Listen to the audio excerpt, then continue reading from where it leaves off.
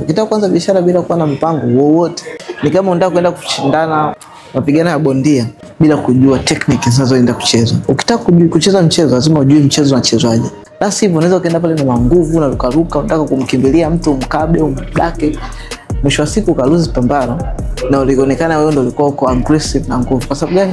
Kwenye bondia wanachoangalia ni maeneo sahihi yaliyoguswa ya mwili. Kama hujagusa maeneo sahihi ukampiga tu mtu wa watu, hata kama umemvunja kiuno, unaweza kuwa umemvunja kiuno na wewe na yeye ndo kashinda. Kwa sababu gani?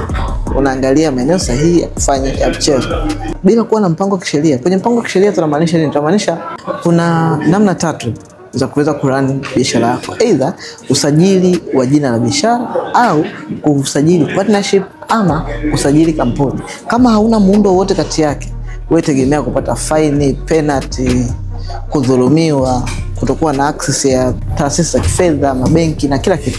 Unaona kuwepo tu. Yaani kama vile huko mle unaruka tu, ile mambo yanavyoenda, wewe uko tu mle ndani. Kwa hiyo lazima ujue technique na mbinu ya game inavyochezwa ili kujua namna gani ya kucheza mchezo. Lazima uwe na mfumo na muundo wa kisheria. Otherwise utaulamba. Na kama unahitaji kujua vizuri ufanye namna gani, comment neno usajili kusaidia.